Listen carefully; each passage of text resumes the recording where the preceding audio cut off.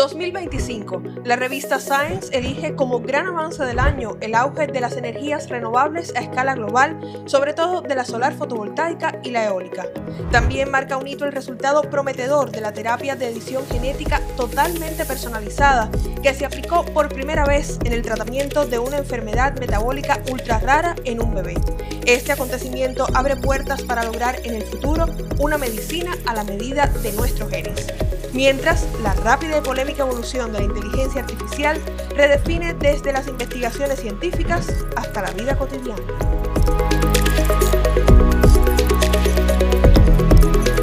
En Cuba, en 2025, construimos colectivamente la Ley General de Ciencia, Tecnología e Innovación.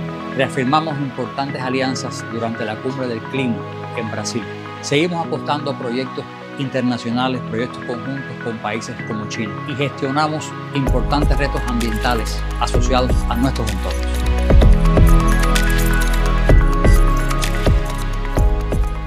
¿De qué manera los proyectos innovadores a escala local tienen puntos en común con avances científicos internacionales?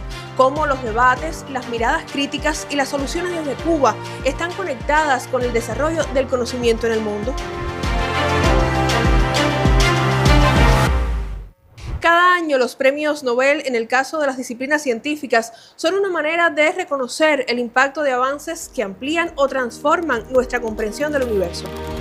En 2025, el laureado de física fue para investigaciones sobre mecánica cuántica, un campo de estudio que tiene como centro el fascinante mundo subatómico y su potencial para impulsar la computación y las comunicaciones.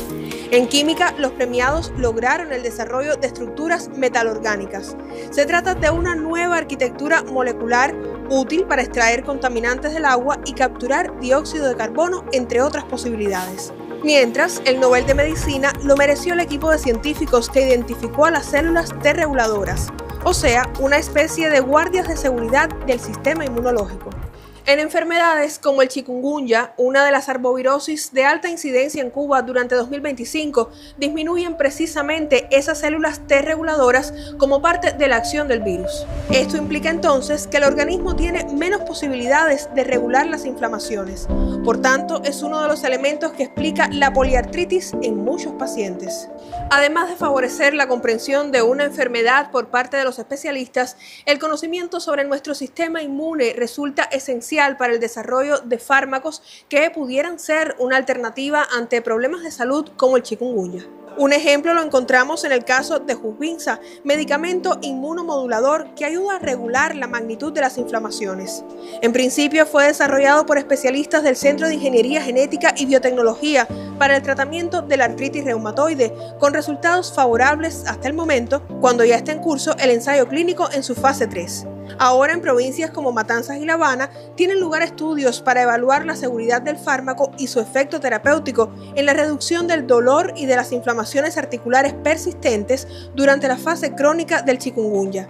Si la evidencia científica es positiva, Husvinza sería una alternativa para abordar las secuelas de ese padecimiento. Las enfermedades causadas por vectores son una preocupación, sobre todo en las Américas. Por eso también forman parte de resultados científicos de mucho interés que ocuparon titulares durante 2025. Así lo confirma el hecho de que las autoridades sanitarias de Brasil aprobaran la primera vacuna de dosis única contra el dengue para personas de 12 a 59 años. Tras un riguroso estudio, demostraron una eficacia del 74,7% contra el dengue sintomático y del 91,6% contra el dengue grave. También del gigante sudamericano es el investigador Luciano Moreira, una de las personalidades más relevantes de la ciencia en 2025, según la revista Nature. Junto a su equipo, investiga desde hace más de una década el uso de la bacteria Wolbachia en el mosquito Aedes aegypti para evitar la transmisión de virus como los del dengue, Zika y chikungunya. Esas propuestas que buscan prevenir enfermedades nos recuerdan la importancia del enfoque Una Salud. Esta perspectiva resulta esencial para abordar los retos sanitarios actuales porque refleja las conexiones entre la salud de las personas, de los animales y del medio ambiente. De ahí que garantizar entornos limpios sea imprescindible. Lograrlo es una responsabilidad que necesita desde acciones de los gobiernos hasta la participación de la ciudadanía. En ese camino y a pequeña escala, los integrantes de una iniciativa de desarrollo local en Centro Habana buscan alternativas para contribuir a que exista una higiene adecuada en la comunidad. Consulado entre Virtudes y Neptuno. Desde ese punto de la geografía habanera, quienes forman parte del proyecto La Mina unen ciencia, innovación y arte con el deseo de mejorar su realidad ambiental. El gran sueño de La Mina es que un día podamos erradicar ese basurero que tenemos en la esquina y ojalá otros muchos de la ciudad. Su trabajo de comunicación es uno de los primeros pasos para promover un enfoque distinto sobre los desechos, cercano incluso a las miradas que ya existen sobre ese tema a escala mundial. Pensamos en esos residuos que generamos en casa como algo negativo porque termina normalmente en los basureros. Sin embargo, si lo renombramos y nos referimos a ellos como materia prima, como residuos sólidos, entonces se cambia el concepto que se tiene y ya no lo asociaríamos al final de algo, que es lo que pasa cuando llega a los basureros, sino que llevándolo a espacios como este, como La Mina, se convierte en el inicio, en la génesis de un nuevo ciclo, le damos una nueva oportunidad a esta materia prima que reciclamos. Los residuos se pueden llevar a la sede de La Mina y además existe la posibilidad de que un integrante del proyecto los recoja en una vivienda o institución. Nosotros recibimos de cualquier proveedor, ya sea una persona natural o entidades de diferentes índoles que nos aportan sus desechos sólidos reciclables, separándolo en los diferentes tipos de materiales que nosotros reciclamos aquí. Plásticos, metales, papel, cartón, chatarra electrónica y textiles son algunos de los materiales que reciben. También otros artículos específicos y menos comunes en lugares como este. Por ejemplo, espejuelos o piezas de espejuelos que van a un proyecto llamado Progresiva que los utiliza para ir a hogares de ancianos y con esas piezas reparar los espejuelos de los abuelitos que ahí están. También recibimos maquillaje que utiliza una artista cubana, Gabriela Reina, en su arte. Y además recibimos ajustadores en desuso que van para un proyecto en el centro del país con un impacto social muy importante. Hasta la localidad de Falla, en el municipio Chambas de la provincia Ciego de Ávila, llega el impacto de La Mina. Allí las integrantes de un proyecto de confecciones tienen como una de sus principales líneas de trabajo la creación de prótesis de mama para mujeres con mastectomía. Esta prótesis la confeccionamos a raíz de la recogida de ajustadores en desuso, truzas en desuso, y uno de los puntos que tenemos como alianza es La Mina, donde allí se recoge toda esta materia prima y a la misma vez evita que estos residuos vayan y afecten al medio ambiente. Sin embargo, es una pieza que se le puede dar una segunda oportunidad y hacerle la vida más bonita a aquella mujer que lo necesita. Con una intención similar y pensada para un público amplio, surgió otra idea, esta vez de manos de Ibis Puentes. Bibliotecóloga de profesión, encontró una manera de reutilizar textos valiosos que llegaban para ser reciclados como papel. Tuvimos la iniciativa de crear el proyecto Libreros desde La Mina, que no es más que ubicar libreros en varios puntos de la ciudad donde las personas pueden tomar el libro que les gusta y llevárselo y hacer donaciones de libros que tengan en su casa y así el libro puede tener una segunda vida útil. Todas estas ideas se comparten con los niños de la comunidad que participan en talleres de reciclaje. A mí me gusta reciclar porque también me divierto haciendo títeres y manualidades y que también es algo muy importante para el cuidado del medio ambiente. Y en ese hacer, transformar, en ese poder trabajar en equipo, nosotros hemos notado que se genera un cambio y entonces ese mensaje de buenas prácticas, ese mensaje de reciclar es llevado a la familia por los propios niñas y niños que vienen hasta aquí, hasta La Mina. Lograr cada uno de estos proyectos es un reto constante para el equipo. Justamente el mayor que tenemos es de crear puntos verdes en la ciudad donde con contenedores adecuados podamos clasificar en origen los desechos. Otro elemento fundamental es que las instituciones y emprendimientos gestionen adecuadamente sus desechos sólidos para evitar que vayan a parar a la basura y sean reutilizados por otras instituciones que los emplean en sus procesos productivos. Además, para nosotros las alianzas son fundamentales. Ese cambio de mentalidad por el cual trabajamos propone justamente que las empresas estatales, los pequeños emprendimientos entiendan que tienen en La Mina un aliado para poder recibir esos desechos y que no terminen en un vertedero. Cuando incorporamos estos nuevos enfoques sobre los residuos, también podemos entenderlos como un recurso económico valioso, pues se pueden convertir en la génesis de nuevas creaciones. El reciclaje ofrece muchísimas oportunidades y para mí se ha convertido en una manera de transformar vidas. La gestión de los desechos requiere un cambio de mentalidad y justamente acciones a muchos niveles. Nosotros en la mina trabajamos para que desde lo local comience esa transformación. Las conexiones entre los proyectos de desarrollo local y las necesidades de una comunidad forman parte de los temas que incluye la nueva Ley del Sistema de Ciencia, Tecnología e Innovación de Cuba, aprobada en 2025. Pero, ¿qué otras posibilidades ofrece? Busca promover la participación en el sistema de ciencia, tecnología e innovación, abriéndolo a todas las ramas del conocimiento, con especial énfasis en las ciencias básicas, en las ciencias sociales y humanísticas. Con esta nueva ley, el sistema de ciencia, tecnología e innovación se abre a todos los que deseen formar parte de él. Una pequeña o mediana empresa, un trabajador por cuenta propia, un proyecto de desarrollo local puede también participar en el sistema de programas y proyectos del país. Es esa una de las vías de acceso a financiamiento, entre otras previstas en la norma. Además, el enfoque de sumar, de promover alianzas, ahora trasciende fronteras. Incluso la ley abre la posibilidad de que investigadores, profesores que hoy no residen en Cuba puedan aportar al sistema de ciencia, tecnología e innovación y contribuir desde su lugar de trabajo al desarrollo de la ciencia en Cuba. Otro enfoque esencial coloca en el centro de atención a las personas con aportes relevantes al conocimiento científico. Uno de los elementos novedosos que introduce la ley es el reconocimiento de la categoría de personalidad relevante para la ciencia, la tecnología y la innovación, lo que nos permitirá atender a estas personas por sus contribuciones al avance de la ciencia en el país. Que lo legislado pase del documento a la aplicación. Ese es el mayor reto de la ley. La aprobación de una nueva ley nos lleva habitualmente a preguntarnos por cómo se va a llevar a la práctica, por la implementación de esto. Eso ha hecho que la ley establezca un último capítulo donde se introduzcan las bases para medir su aplicación en las instituciones y en la vida cotidiana de las personas.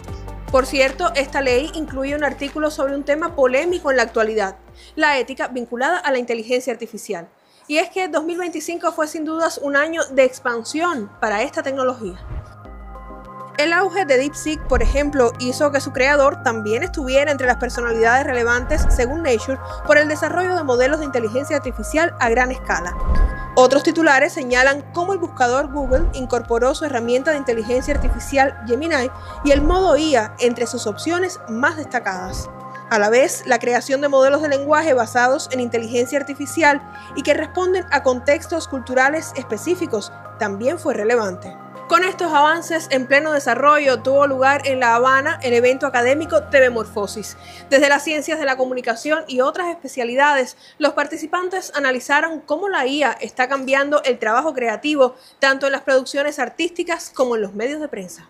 En esa ruta se encuentra el equipo del Noticiero Científico y Cultural Iberoamericano. Entre sus proyectos novedosos destaca, por ejemplo, la presentadora virtual Clara, o sea, una conductora lógica de asistencia y respuesta automática. Aquí estoy, orgullosamente desarrollada en el seno digital del Canal 44, como testimonio de que el futuro llegó. El NCC lo trajo en alta definición. Junto a las posibilidades que ofrece la tecnología, también surgen interrogantes sobre los desafíos que plantea a los realizadores, un hecho que se ha repetido en la historia de la creación artística audiovisual. Estuvo presente en el cine, en la televisión cuando surgieron. Es verdad que el cambio ahora es muy grande, porque es una frontera nueva, muy nueva, la de inteligencia artificial. Ya tú dialogas con una máquina o con una entidad creada por un ser humano porque dialoga y te corrige y te puede cambiar y te puede mentir. Es decir, hay muchas interrogantes de corte ético, estético, filosófico y tecnológico presentes en ese debate. Sigue estando presente la tensión dinámica entre tecnología y mercado por un lado y creatividad por el otro y reflexión. Y habrá que buscar un balance entre esas dos tensiones y otras más específicas como por ejemplo el derecho de autor. Entonces, ¿hasta qué punto un producto comunicativo o artístico hecho con IA puede ser protegido de forma legal como una creación del intelecto o del ingenio humano? Si tú haces un prompteo, entonces tienes propiedad intelectual de ese prompteo, de esos prompts, No sé. ¿O tienes propiedad intelectual sobre lo que la IA hace con tu prompteo? Tampoco, porque puede variar, ¿no? El mismo prompt puede producir distintos resultados variando de IA o variando del momento en el que utilices la IA, que después de 2 semanas o 3 ya tiene otros aprendizajes. Entonces es todavía un terreno muy gris, pero nos plantea un desafío y unos debates muy interesantes en términos de lo autoral, ¿no? De qué es lo que consideramos autoría. Pensamos que lo teníamos claro durante tantos años y ahora nos lo tenemos que volver a preguntar, y es muy interesante. Otra arista genera polémica desde la academia y la práctica. Se trata de los patrones estéticos que produce la inteligencia artificial. Vemos una imagen hecha por IA y sabemos que lo es por unos rasgos muy particulares, unas texturas excesivamente limpias, ¿no? un cierto tipo de luz, etc. Y considero que quizás lleguemos a un punto en el que reconozcamos esa estética como algo, como un cliché. Y entonces me pregunto qué va a pasar. Me pregunto si la IA irá a aprender otras formas de desarrollar conceptos visuales, o si nosotros mismos, a través de la elaboración de prompts, vamos a mitigar ese impacto. No sé cómo va a pasar, pero la pregunta es, ¿quiénes van a ser nuestros nuevos Dalí, ¿no? ¿Cuáles van a ser las vanguardias visuales estéticas de este siglo que está empezando? Eso me genera muchísima curiosidad y no sabemos si eso va a ser un humano o una IA. Probablemente las dos cosas. Junto a esta incertidumbre lógica, si tenemos en cuenta que es una tecnología en evolución, otras cuestiones vinculadas a la IA motivan también una mirada crítica. Por ejemplo, la pérdida de un estilo propio cuando textos generados por esas herramientas se copian y pegan sin analizarlos e inundan las plataformas digitales, o también el hecho de ser utilizadas para difundir en ocasiones noticias falsas sobre temas como el cambio climático. Ante esa realidad, la 30ª Cumbre del Clima en Belén, Brasil, uno de los eventos mundiales más importantes de 2025, tuvo entre sus novedades la inclusión de los debates en torno a la desinformación frente a la urgencia de posicionar el conocimiento científico sobre este fenómeno. De la COP30 sobresale además un acuerdo que presenta avances en materia de adaptación y financiamiento climático. Sin embargo, el documento final no incluyó una referencia explícita a la reducción de los combustibles fósiles. Por cierto, en abril de 2026 está prevista la primera conferencia internacional para la eliminación progresiva de los combustibles fósiles, que tendrá lugar en Santa Marta, Colombia. Más allá de los debates multilaterales, la cumbre favoreció los nexos para colaborar en áreas diversas. La COP30 para Cuba fue un escenario de alianzas en materia de biodiversidad, de mitigación y adaptación al cambio climático. También un espacio para interactuar con agencias e instituciones internacionales que financian la transición energética. En particular, algunas que proveen fondos muy importantes para financiar las fuentes renovables de energía.